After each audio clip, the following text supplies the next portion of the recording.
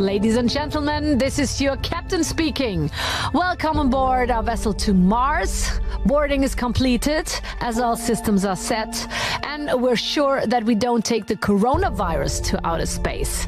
Thanks for your cooperation, by the way. We are ready to launch. First rule, don't panic. Cabin crew, prepare for takeoff.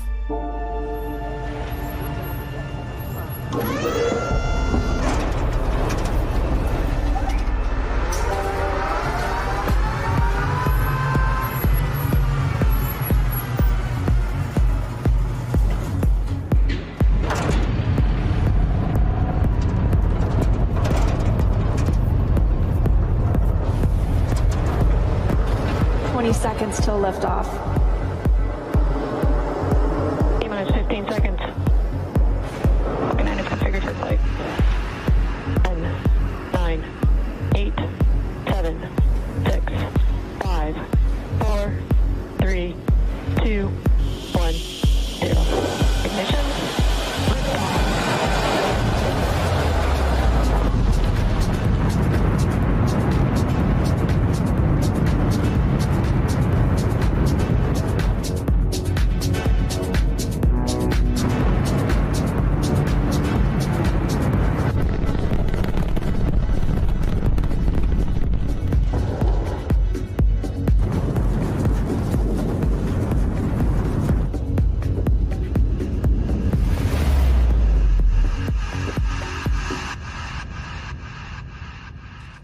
This is your captain with an update from the cockpit. We arrived in Earth's orbit safe and sound.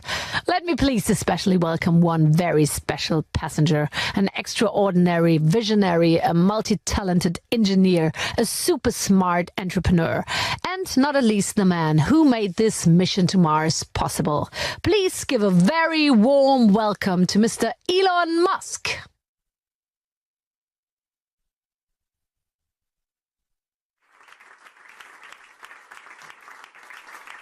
Please take a look at our wonderful planet. Isn't it gorgeous? As curious as I am to see Mars, I'm really looking forward to come back to our old homestead.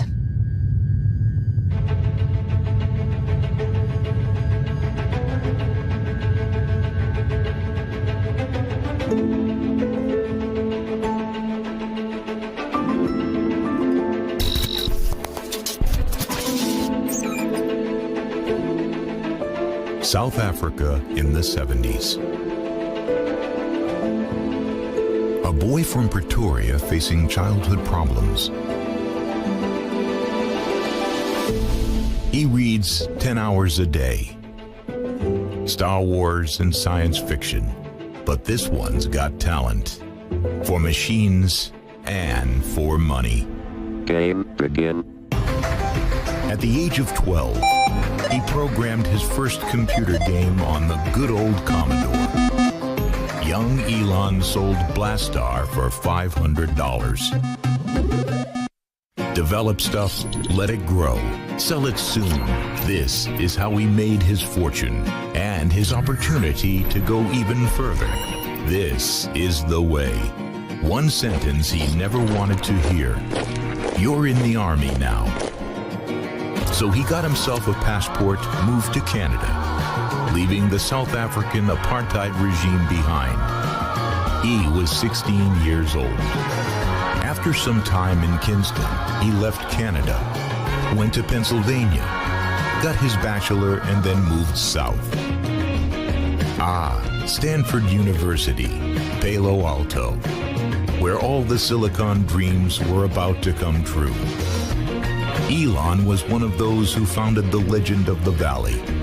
With $2,000, a car, and a computer, and nothing more, he and his brother Kimball founded Zip2, a company that provided and licensed online city guide software to newspapers.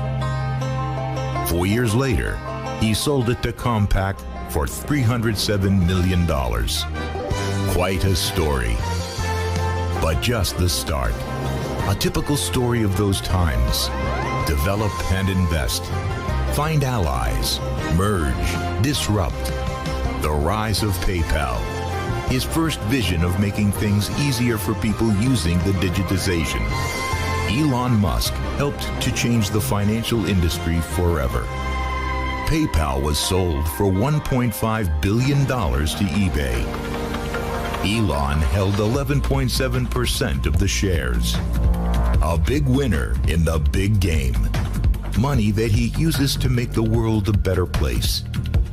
He attacks on the world's best settled market, the automotive industry. We created Tesla to make a difference in the world. Tesla. Disruption at its best. Not everything worked out perfect. Oh my God. Well, but his long breath proved him right. He is pushing all his competitors forward. He is expanding. He leads technology. He leads infrastructure and logistics. And if necessary, he works and sleeps at the factory. And he is ein Berliner. Soon, very soon. We've decided to put the Tesla Gigafactory Europe in the Berlin area. Yeah. That's the news. And Tesla is just on the cutting edge of an idea. Autonomous driving is born. So for us, being a little startup, we had to start off with a car that was in low production and necessarily expensive. Their idea of an electric car is something that doesn't look good, isn't fast, doesn't have high performance. We wanted to break the mold of all of that. That's what we sought to achieve. Saving time for important things. Saving time for stuff that is fun. Well, it is fun to drive a Tesla. But on an endless motorway, even riding gets tiring. It's human. We're bored very soon. Let the car drive and get some food for the brain while it does the work. And last but not least, fuel it with energy that is not harmful to the planet. Elon embraces his responsibility. But this is never enough. Much more is needed. Elon can't stop thinking about the future, of making things work better, more efficient. A visionary, a man who never gives up.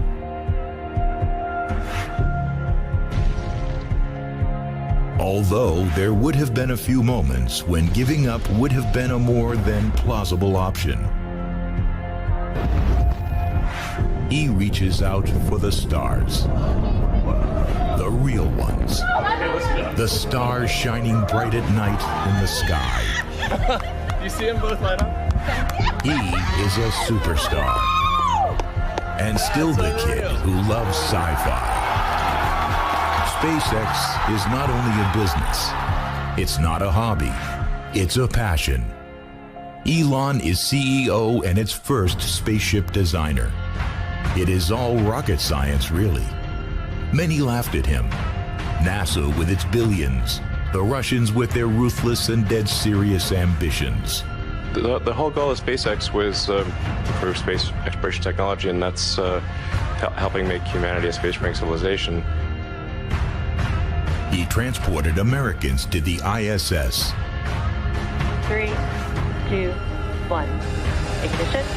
Liftoff. The Falcon 9 and Crew Dragon. Go NASA. Go SpaceX. Godspeed. Spot dog. Private economy is more effective and sustainable than state economy. Crew Dragon is a gentle slap in the face for over-the-top institutional rocketeers. The Russians took it personal. Elon Musk must not be quoted by them. Too successful. Russia. Some things never change. Can one man change the world? Yeah, sure. Elon Musk did it, and he doesn't stop there. And I think that's one of the things that, makes people excited about the future. We want the things that are in science fiction novels and movies not to be science fiction forever. We want them to be real one day. What if one could help handicapped people by connecting the body with machines to reconnect neural disorders? Hey, Presto, Neuralink. What if we could get rid of traffic on our city streets? Dig a deep, long tunnel beneath them and shoot the cars from one side of the town to the other. Hey, Presto, the Boring Company. The name, by the way, is one of the best puns ever. And stop. If we can do that with cars, why shouldn't we do it with goods and people? In full speed, 600 kilometers in 35 minutes. Just do it. Hey, Presto, Hyperloop. But all that's earthbound. Reach for the stars and planets. We're already on our way to Mars.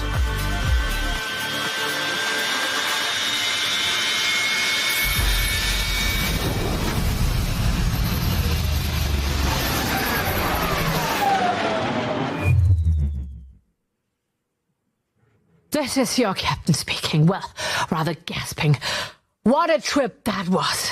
And it's not over yet. Let's hear it from the man himself. I'd kindly ask you now, Elon, to come on stage and join Axel Springer CEO Matthias Döpfner for a little chat.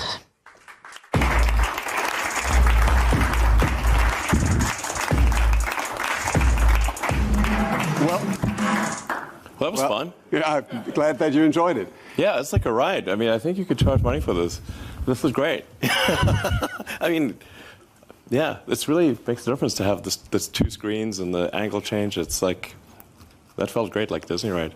Elon, apart from this special trip to Mars this evening, when do you think realistically human beings will land on Mars for the first time?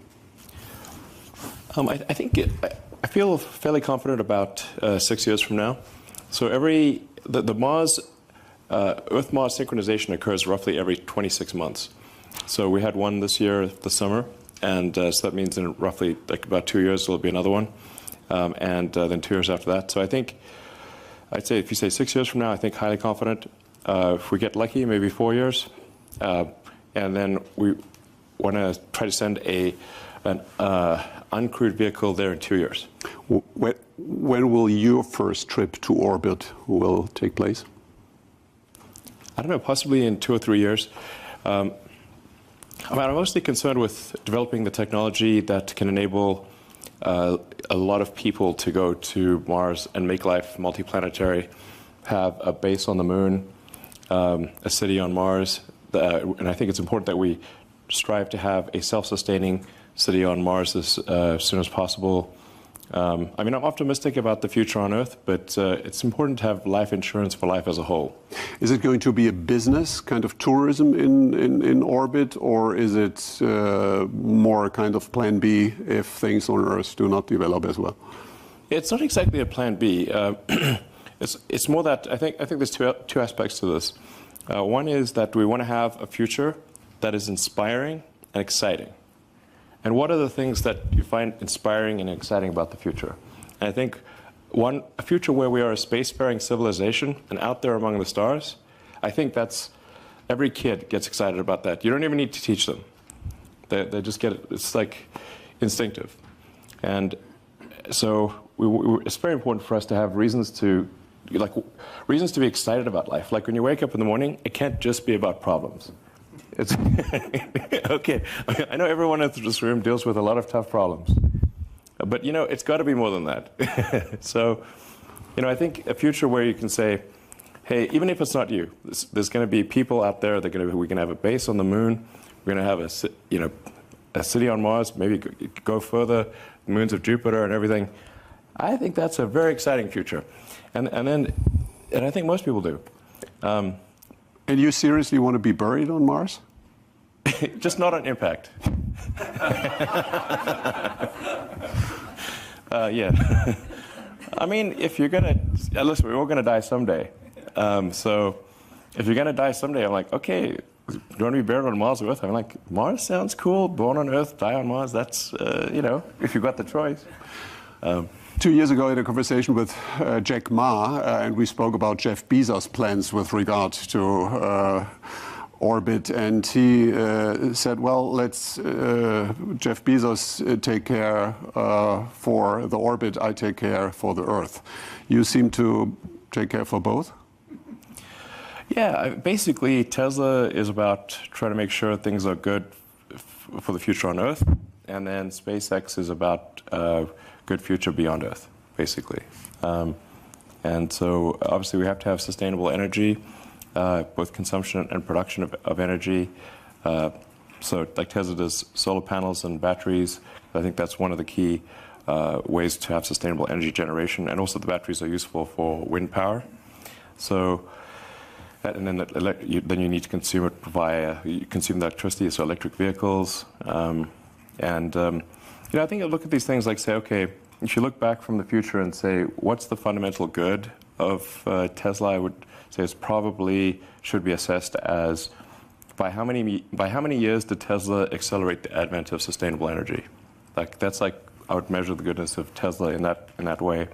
And then for SpaceX, it's like, okay, to what degree did we improve the probability of humanity being a spacefaring civilization? I remember very well the year 2014 when we were hosting the Gold Steering Wheel here at Axel Springer, and you got the award for Lifetime Achievement. And I was sitting in the first row with the then very successful and famous CEO of a very big German car company, and I asked him while you were on stage, isn't this guy dangerous for you? I mean, this looks really serious. He said, oh no, don't worry. First of all, the whole idea of electric driving is never going to be a mass market. Sure. Second, these guys, heard that a lot. These guys in Silicon Valley, they have no clue about engineering, about building really beautiful and great cars, so we don't have to worry. By then, Tesla's market cap was 23 billion. Today it's 536 billion US dollars. The market cap of VW then was 86, and today it's 77.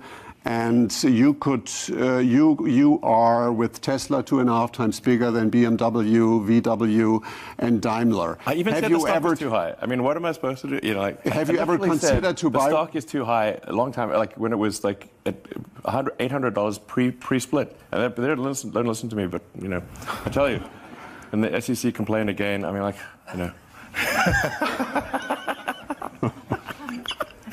Is it a serious option to buy one of the incumbents, one of the big car companies for you? Well, I think we're definitely not going to launch a hostile takeover. So I suppose if there was someone... But a friendly one. If somebody said, hey, we think it would be a good idea to merge with Tesla, we'd certainly have that conversation. But, we don't want to be a hostile takeover sort of situation. Did you feel a lot of complacency these days that the incumbents then let you feel that you are, the kind of hopeless disruptor, but they know how to do it, or were they very polite and nice with you? Do you mean back then or now? Back then? Oh, no. Today everybody's super nice. I would not say they were super, no. Yeah, they were difficult to characterize their response as super nice. They used a lot of adjectives. I don't think any of them were positive. So we really tried hard to convince a lot of companies. Honestly, I was in so many panels, but they generally were. Yeah, generally the sentiment that was expressed that you mentioned earlier, that was pretty much universal, especially. Back in, say, 2008 or 2007, like when we first unveiled the Roadster in 2007, it was just basically, they just said, well, you're basically a bunch of fools. Generally they would say, like, well, starting a car company is crazy, you're going to lose all your money. I was like, I think I probably will lose all my money, I agree. It wasn't like I thought it would be successful. I thought we had maybe a 10% chance of success. So then people would say, it's going to fail and you're going to lose everything. I was like, yeah, probably true. Yeah. What else is new? A couple of years ago, we saw each other in America, and a guy asks you on a panel when autonomous driving will be approved. And you said, I do not care so much when it's going to be approved. I care more when human beings in cars will be forbidden.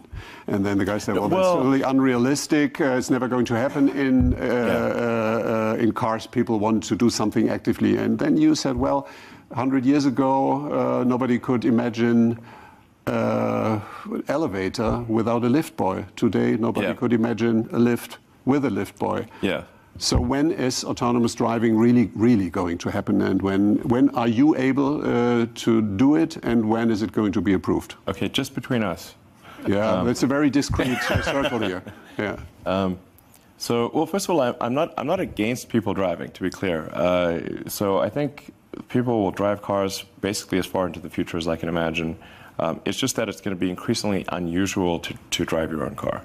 And while it's fun to drive a well-handling car on a winding road in beautiful terrain, of course that's fun.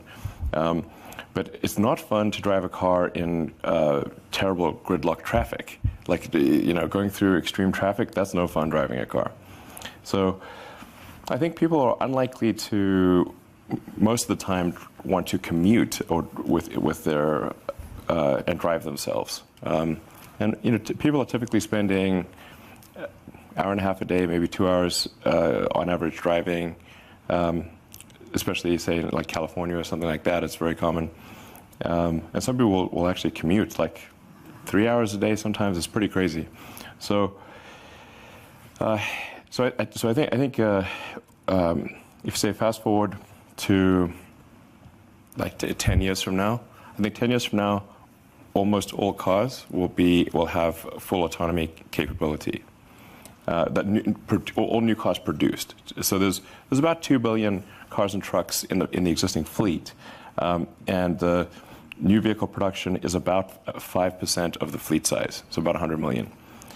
So even to the point at which all cars are autonomous, it'll still take 20 years to replace all the cars, assuming that the number of cars and trucks in the fleet stays constant. But like say 10 years from now, I would say vast majority of cars electric, like maybe 70-80% or more, and almost all cars autonomous. Electric autonomy is absolutely the future, no question. It's just a question of when. But then, like I said, sometimes people think that means the global fleet gets replaced instantly. It's like, nope, you have to go 20 years beyond that point before, 20 years from the point at which all new cars are electric, then the fleet will be replaced. This is just an important, it's not like, sometimes people are used to like mobile phones and that kind of thing. It's like 2-year or 3-year replacement rate, but cars are a much more expensive asset, a longer life. Anyway, to actually answer your question, I'm extremely confident of achieving full autonomy and releasing it to the Tesla customer base next year.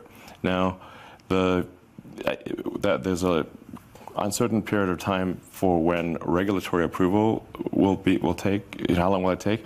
But I think if you are able to accumulate billions of kilometers of autonomous driving, then it's difficult to argue and look at the accident rate when the car is autonomous versus non-autonomous. And in fact, our statistics already show a massive difference when the car is on autopilot or not on autopilot. If the safety is much greater even with the current autopilot software. And we are discussing level 5 autonomy, so really full autonomy. Will Europe lag behind, or will it be approved here at the same time like in America or China? It's hard to say exactly when it will be approved. I mean, just and our customers already know this, but the EU regulators are the most conservative. And I don't know if people want that to be the case or not. Our customers are sort of unhappy about it. But yeah, they only meet every 6 months. It's a bit of an arduous. Yeah. Maybe meet more often. I don't know. But I think at least some jurisdictions will allow full self-driving next year. Okay. Exactly a year ago, you were announcing in this very building that you're planning to build a new site near Berlin. Yeah. And a couple of months later, in June, you started. You want to finish it by July next year. We did a little tour this morning. It's impressive how advanced it is, and it's almost unbelievable. Germany, and particularly Berlin, is not world famous for finishing construction sites in time and in budget. So you've created a kind of anti-Berlin airport project. Why Berlin? Why did you go to Germany and to Berlin to get that big project done? Sure. Well, first of all, I'm actually a big fan of Germany. I love Germany. It's great. I have a lot of friends, German friends, and I think Berlin is a very fun city. And I think there's also, from a location standpoint, people like, say, young people can live in apartments at a reasonable price in the city of Berlin, but if somebody's got a family, they can still have an affordable house. So it's a good location, offering good living for people of all ages and incomes. Berlin mayor once said Berlin is poor but sexy. Is that what attracted you? Berlin's not that poor, but it's definitely sexy. Could you imagine to spend... so we're going to have, when we open the... you're all invited, by the way. When we have the opening for Giga Berlin, we're going to have just a big party. We're going to have, start off on the day, have more sort of family music, and then gradually get more hardcore, and then go, midnight techno till dawn. Do you plan to spend more time in Berlin yourself? You want to partly live here? Yes, I'll be spending a lot of time here. Where do you sleep tonight? Tonight's in the factory. In the factory, not in a hotel? Well, technically in a conference room in the factory, but yeah. You sleep in a conference room in the not finished factory tonight? Yeah, it gives me a good feel for what's going on. Alone, or? Yeah, I assume so. Is this an invitation? Yeah. Okay. Elon, you have so many projects. It's not only Tesla or SpaceX, it's Neuralink, it's the Boring Company, so many things. And when we discussed last time, I asked you, what is the most important project or the most important topic for you to deal with in the foreseeable future? And you said that is truly the role that AI is going to play in our society. Could you explain why, and why that is a big opportunity, but also seems to worry you? Yeah, I think, humans have been the smartest creature on Earth for a long time, and that is going to change with what's typically called artificial general intelligence. So this is, say, an AI that is smarter than a human in every way, could even simulate a human. This is something we should be concerned about. I think there should be government oversight of AI developments, especially super advanced AI. It's just, this is anything that is a potential danger to the public. We generally agree that this should have government oversight to ensure that the public safety is taken care of.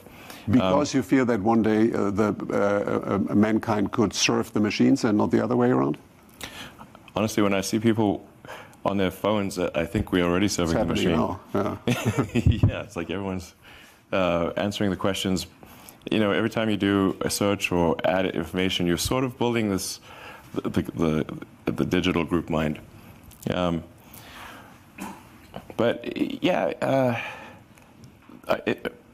The advent of artificial general intelligence is called the singularity for a reason, because just like a black hole, which is a singularity, it's difficult to predict what will happen. So it's not as though the advent of AGI is necessarily bad, but it's bad as one of the possible outcomes. And when is singularity in the definition of Ray Kurzweil going to happen? I think you were saying he's predicting 2025. I think that's reasonably accurate. Mm. And how can it be avoided that is then more a threat for humanity than an opportunity? Is it a question of governance, so that there is not too much power in one or in few hands? Or how would you make sure that it goes into the right direction? I think we should have a government oversight, just like we do. We have government oversight and regulation of cars and aircraft and food and pharmaceuticals. These are all, there's a there are regulators that oversee these developments to ensure public safety. And I think digital superintelligence would also be potentially a public safety risk. And so it should be, I think it's very important for regulators to keep an eye on that. Who should own the data by then? I think everyone should own their own data. Like individuals should own their data. And they certainly shouldn't be tricked by some terms and conditions of a website and suddenly you don't own your data. That's crazy. Who reads those terms and conditions anyway? So, but I think it's just, like we wouldn't let people develop a nuclear bomb in the backyard just for the hell of it, That seems crazy. So digital superintelligence, I think, has the potential to be more dangerous than a nuclear bomb. So, yeah, we should somebody should be keeping an eye. We can't have the inmates running the asylum here. Which is a global issue, because if we do well, but China has other rules and a different regulatory framework, that is another I don't challenge. Think, yeah, I generally like that. This is one of the rebuttals I get from those developing AI. And Tesla is also developing a form of AI with self-driving, but it's a very narrow form of AI. It's just like the car's not going to wake up one day and take over the world. So it's but the rebuttal I get is like, well, China's going to have unfettered AI development, and so if we have regulations and it slows us down, then China will have it. And I'm like, look, from my conversations with government officials in China, they're quite concerned about AI as well, and in fact, they're probably more likely to have good oversight than I think other countries. What is the biggest challenge ahead of us? In general, not only with regard to AI. What is the biggest problem that needs to be solved? What's the biggest threat to humanity's future or something? Well, AI is certainly one of the biggest risks. It could be the biggest risk. I think we need to watch out about population collapse. This is somewhat counterintuitive to most people. They think that, well, there's so many humans, maybe too many humans, but that's just because they live in a city. If you're in an aircraft and you look down, they say, if you dropped a cannonball, how often would you hit a person? Basically never. In fact, there's stuff falling in from space all the time.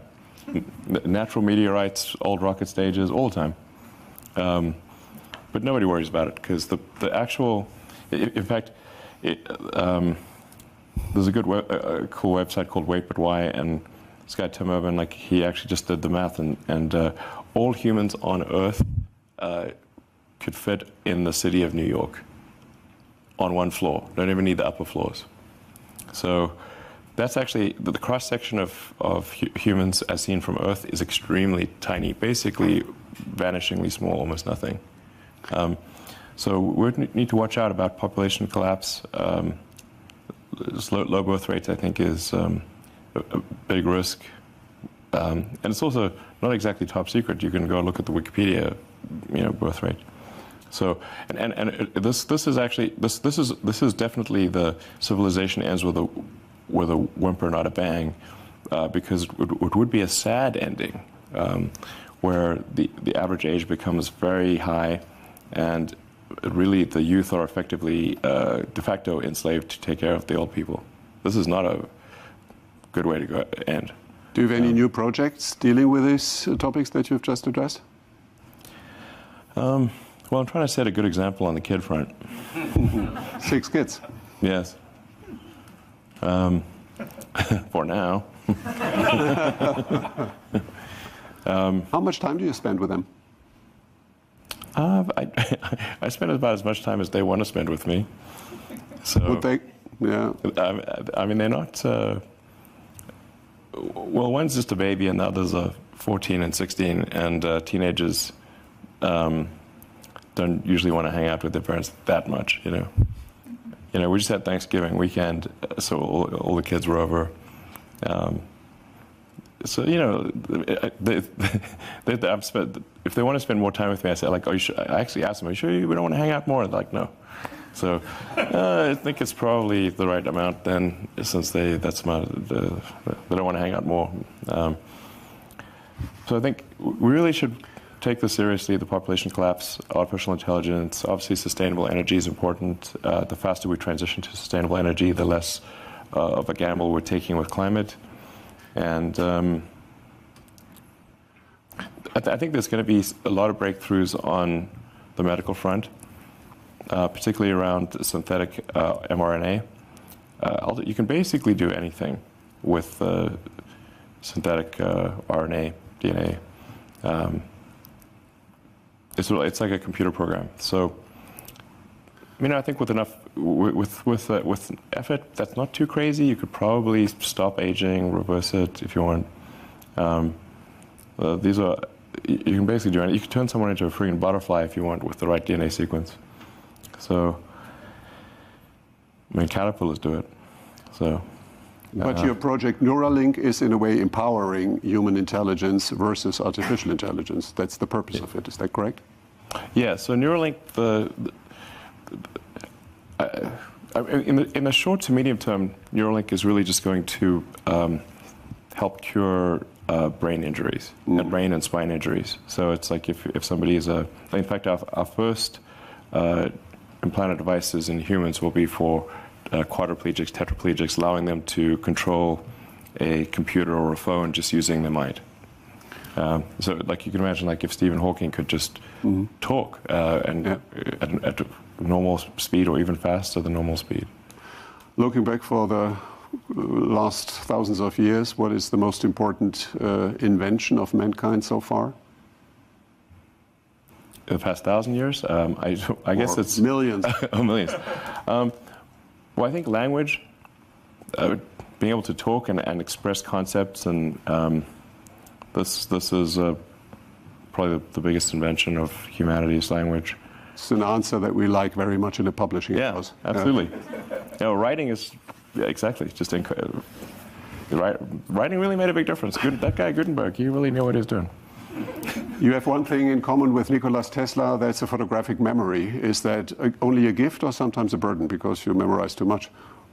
I have a photographic memory in some respect. You can filter? For technical stuff, I have a very good memory. So, for a human, computers are much better at memory. Computers are really good at memory. Why is music so important for you? Techno music in particular?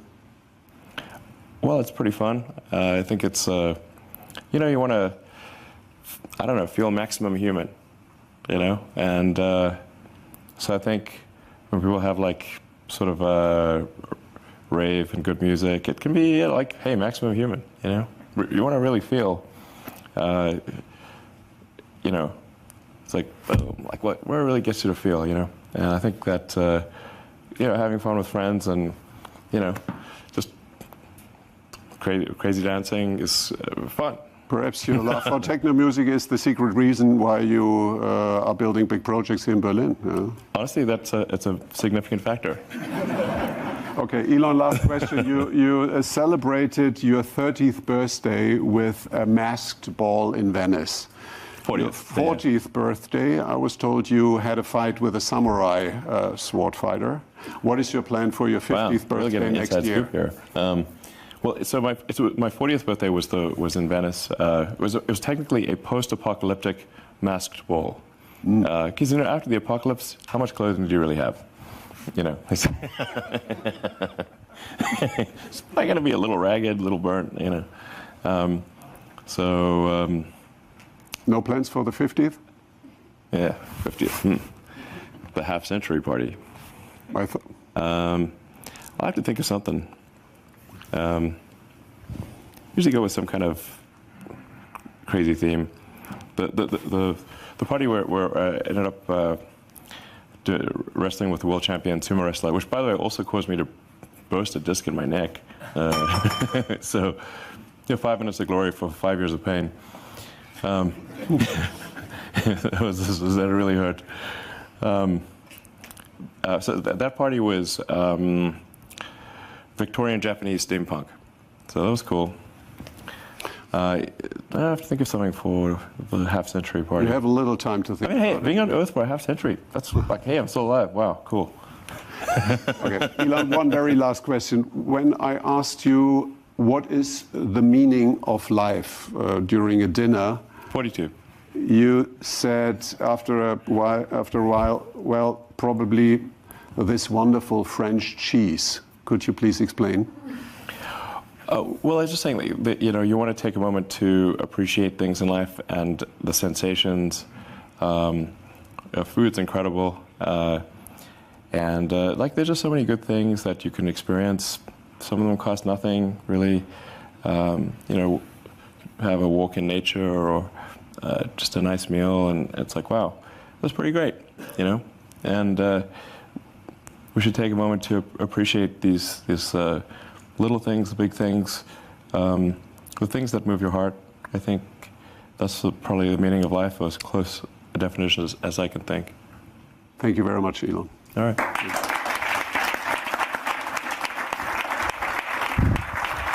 This is your captain speaking again. Thank you, Elon. Thank you, Matthias. It's a pleasure having you on board and learning so much about our future. Before I come back with some information about our flight, I'm now honored to welcome Secretary Jens Spahn and ask him on stage and to share his thoughts about Elon Musk's achievements and responsibilities. The vessel's floor is yours, Mr. Secretary.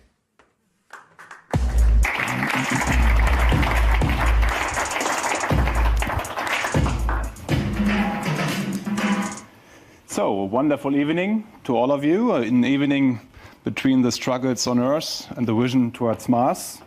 And regarding Earth, we are meeting here today in a very special time. We are experiencing the worst pandemics since the Spanish flu. For roughly 10 months, now governments, but above all citizens worldwide, have been combating the virus and its consequences. People are experiencing a great deal of suffering, hardship, and sacrifice. Yet today, at the beginning of December, we also have a reason for optimism. We can be very optimistic that we will have an effective vaccine against the new virus faster than ever before in human history. With a vaccine, we can finally hope to have a tool that will help us beat the virus.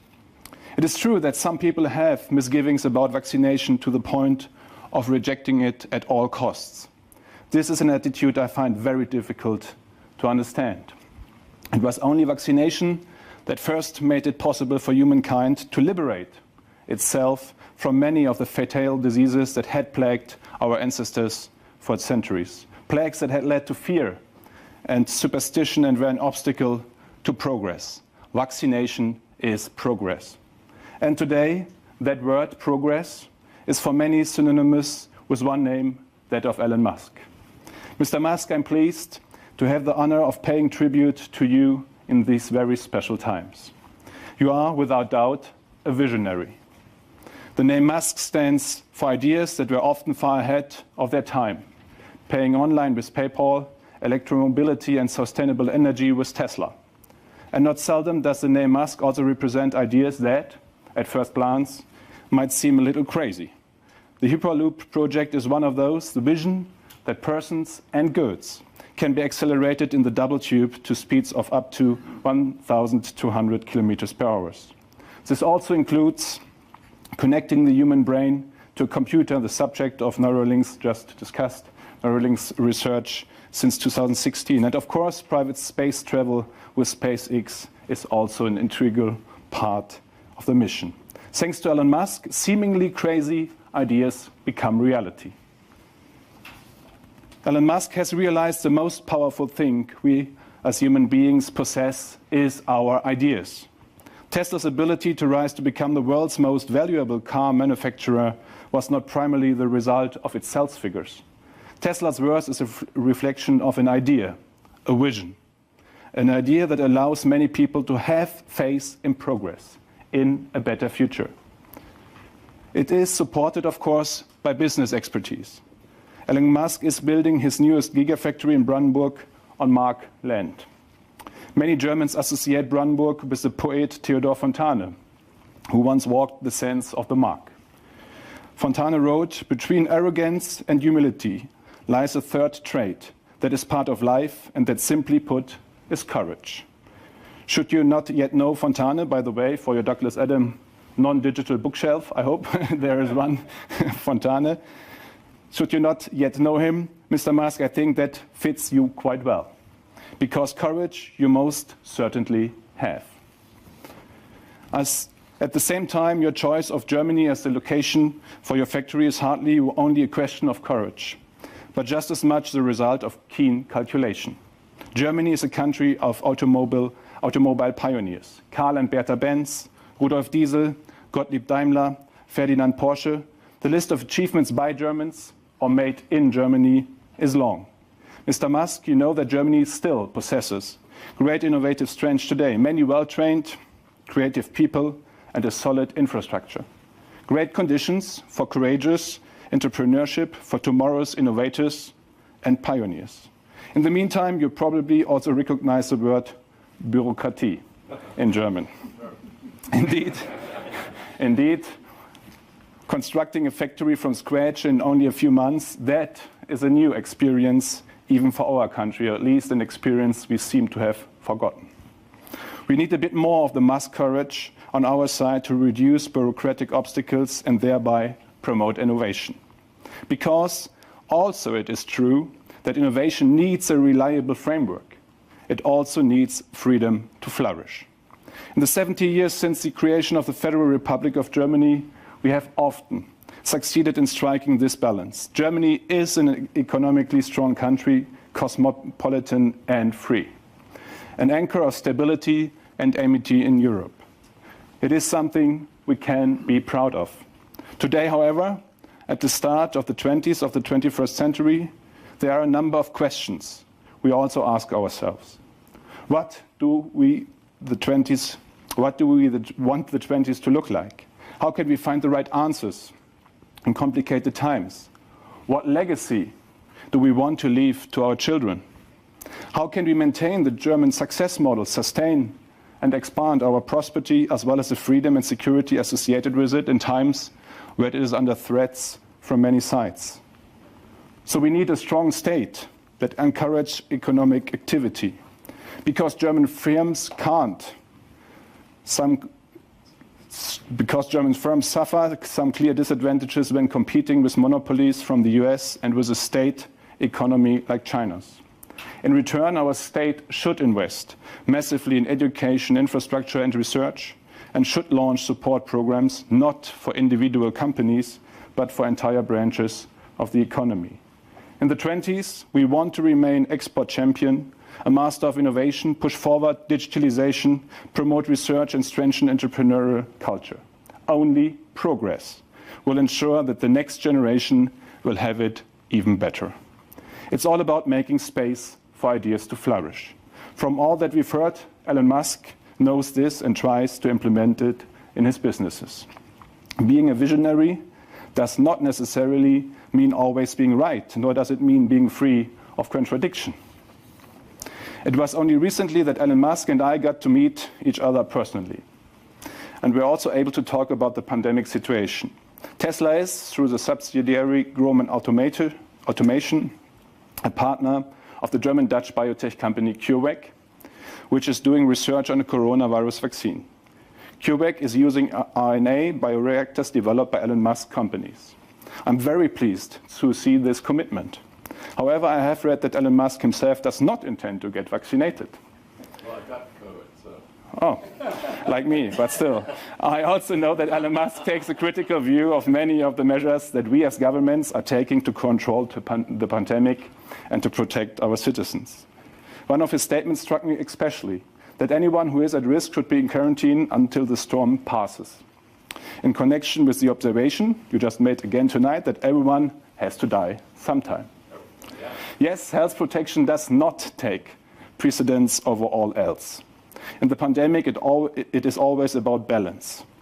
No matter how we act or do not act, harm will occur. We must therefore strike a balance. As Minister of Health, I think it is only right for us to weight the health protection very highly. I, for one, would have great difficulty doing otherwise. At the same time, it is legitimate to demand a different weighting. Such debates are an indispensable part of our free societies. And it is important that we are not implacable in these discussions. But we listen to each other and are willing to assume, at least sometimes, that the other one might have a point, or that their arguments could be valid. Debates that deteriorate into moralizing seldom reflect reality in all its diversity. So it would be highly unfair to imply that Elon Musk might care too little. Through his private foundation, Elon Musk funds research into renewable energy, space travel, child health, education in mathematics, computer science, natural science, technology, as well as safe AI. In his private capacity, he is consistently donating large sums of money to charity projects, such as for planting 1 million trees. Looking at Elon Musk means repeatedly encountering a seemingly insatiable zest for action and discovery. The many articles about the supposedly declining innovative power of our Western world and societies then just seems to be worlds away. In such instances, Elon Musk stands in the limelight. He is the spearhead of an entire generation of courageous entrepreneurs and bold scientists. People who believe in the power of ideas and that progress is possible, in spite of resistance and setbacks. This gives us courage. Despite the great challenges that we as humans are currently facing, we are living in a time of great opportunity. An economically successful, environmentally responsible, and socially balanced world is possible. It is possible through innovation and courage, not through individual austerity or through fear.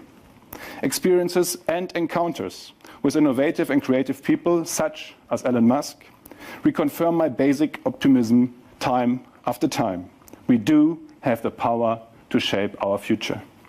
Elon Musk wanted to change the world a little and ended up revolutionizing it. This teaches us that everything is in our own hands. It is up to each and every one of us. Above all now, in this often difficult time, we may not lose sight of the future ahead of us. With all of its alarming, disastrous aspects in many areas, the current pandemic strengthens precisely the willingness to shape the future. It is leading us faster than ever down some appropriate and necessary path. As the old saying goes, crisis presents opportunity. In this pandemic, we are learning more on a daily basis, together, in other words, in public. We are adapting our strategies. We are consistently trying to act in a targeted and proportionate way, starting afresh every day based on the latest knowledge. This spirit of progress, this openness, this willingness to learn is something we must sustain in the future. I'm convinced that Germany has a great deal of this visionary power that drives you, Mr. Musk. We simply need to more often have the courage to believe in it ourselves. In this respect, you are a great example to us.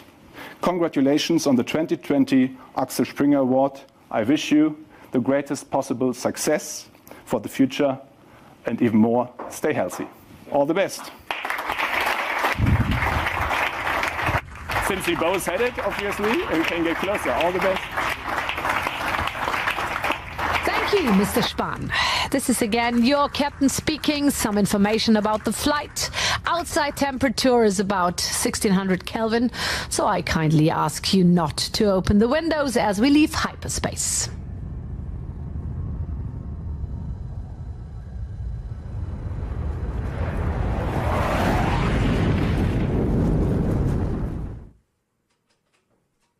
Welcome to Mars orbit.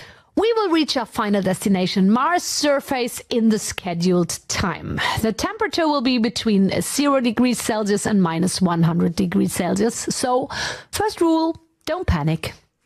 Please excuse me, I just got the information that we have a special delivery right now, right here. This is rather unusual, but please, let me check.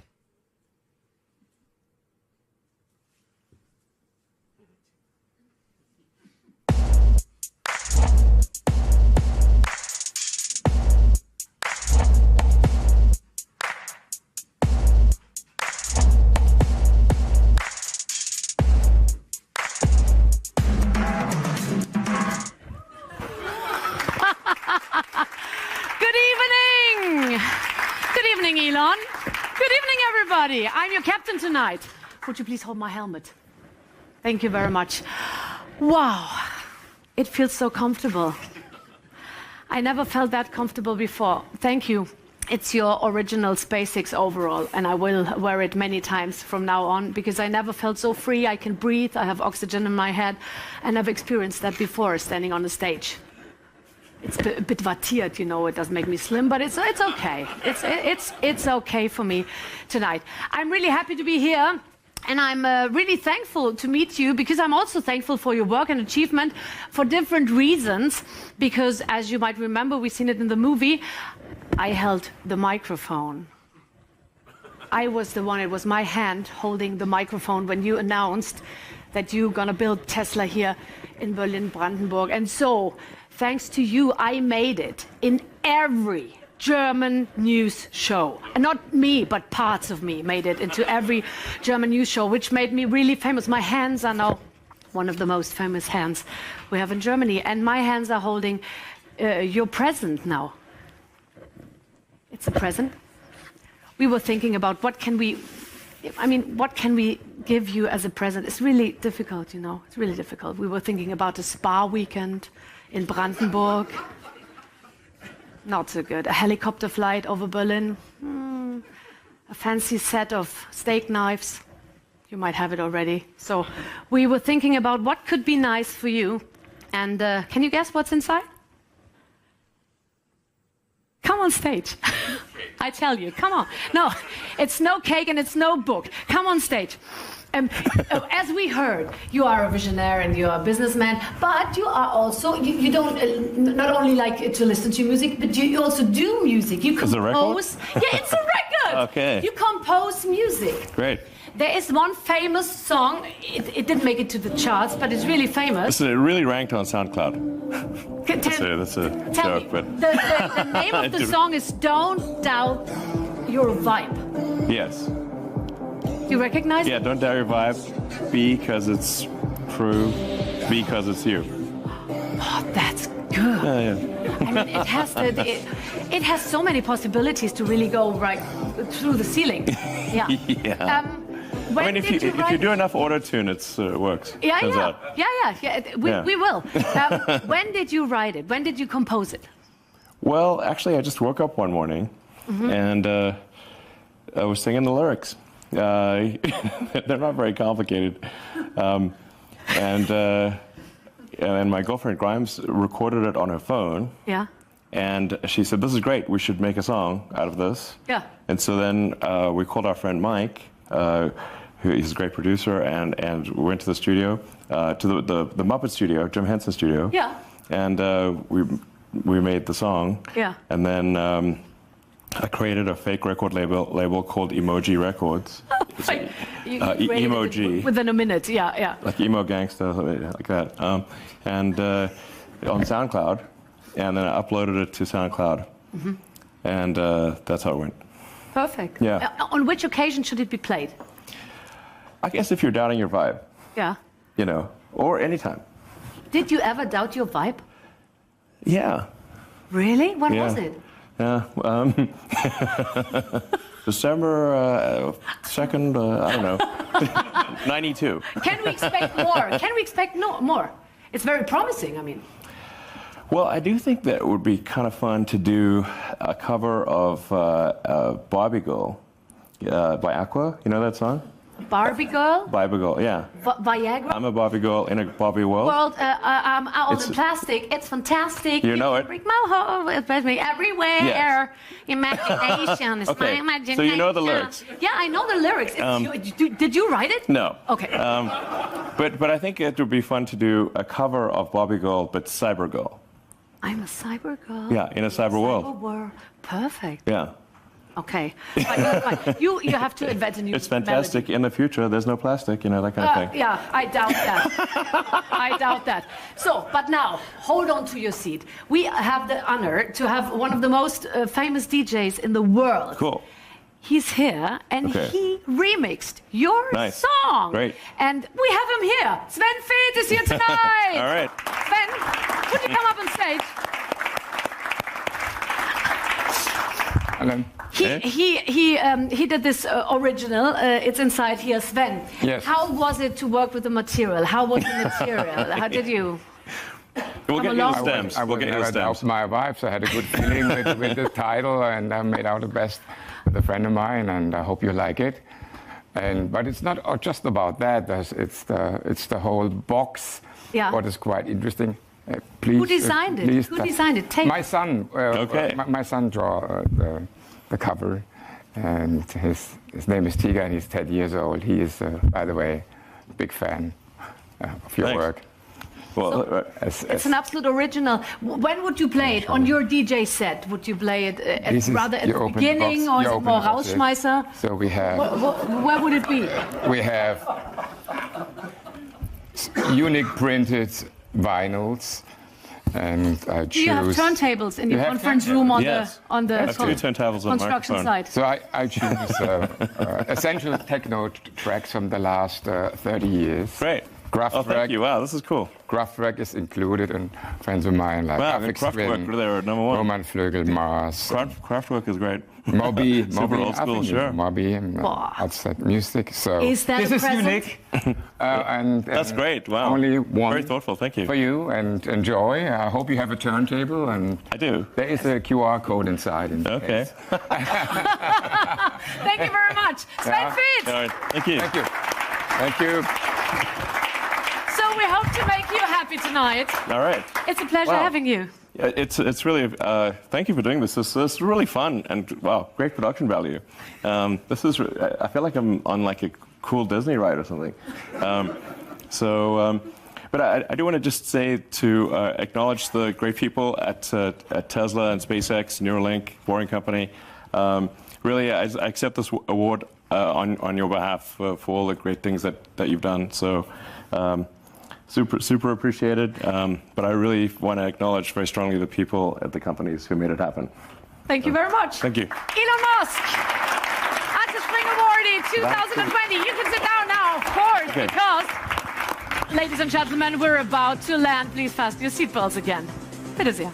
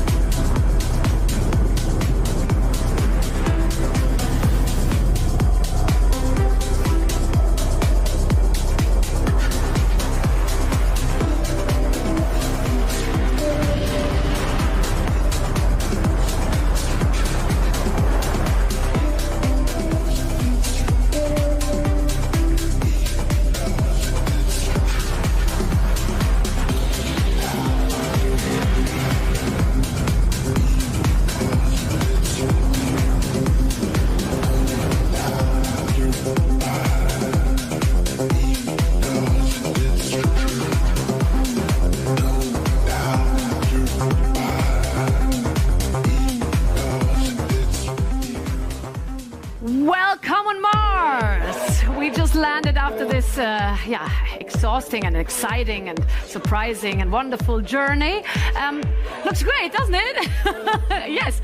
You can follow now our assistants or Mr. Döpfner. He's the tallest guy here. Just walk after him, and we have a little refreshment for you. And you don't even have to choose between salty and sweet, or ham or cheese. You can take both tonight, which is just great.